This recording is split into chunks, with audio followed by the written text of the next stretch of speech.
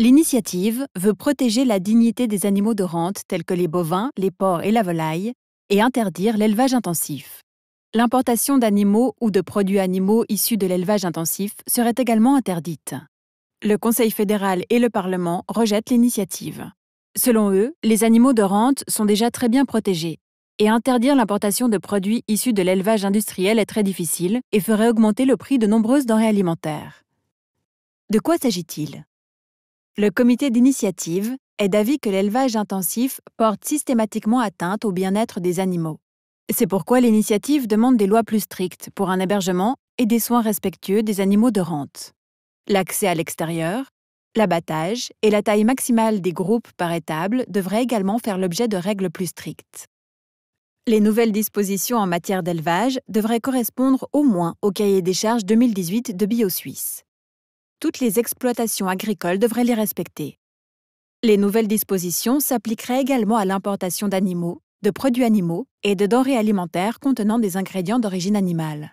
Il serait interdit d'importer les œufs, la viande, le fromage et le lait, ou les aliments tels que les pâtes aux œufs, le chocolat et les produits de boulangerie qui ne répondent pas à ces exigences bio dans l'élevage. En cas d'acceptation de l'initiative, le Parlement aurait 3 ans pour édicter les nouvelles dispositions.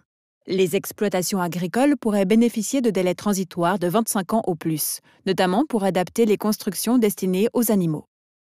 L'initiative entraînerait des coûts supplémentaires pour de nombreuses exploitations agricoles. Le prix de la viande, des œufs, du fromage et du lait devrait par conséquent augmenter. L'interdiction d'importation enfreindrait en outre des accords commerciaux internationaux conclus notamment avec l'Union européenne. Réduire les effectifs d'animaux aurait cependant aussi des effets positifs, par exemple sur les émissions de polluants atmosphériques et de gaz à effet de serre. Le comité est d'avis que la protection des animaux en Suisse est souvent qualifiée d'exemplaire, mais que les choses sont différentes dans le domaine de l'élevage intensif. Selon lui, les animaux sont traités comme de simples marchandises et entassés par milliers dans des halles. En 2021, plus de 80 millions d'animaux de rente ont été engraissés et abattus en Suisse, soit presque 50% de plus qu'il y a 20 ans. L'initiative ne concernerait qu'environ 5% des exploitations agricoles.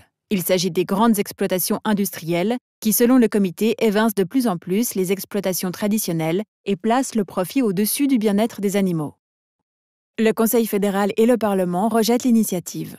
Ils estiment que la dignité et le bien-être de chaque animal sont protégés en Suisse, indépendamment du nombre d'animaux détenus en groupe. Par ailleurs, de plus en plus d'animaux de rente sont, selon eux, détenus de façon particulièrement respectueuse. En cas d'acceptation de l'initiative, les prix des denrées alimentaires augmenteraient, ce qui toucherait avant tout les consommateurs à faible revenu. Soumettre les denrées alimentaires importées aux normes bio serait extrêmement cher et compliqué. Il faudrait mettre en place des systèmes de contrôle complexes dans les pays de provenance. Pour ces raisons, le Conseil fédéral et le Parlement recommandent de voter non à l'initiative.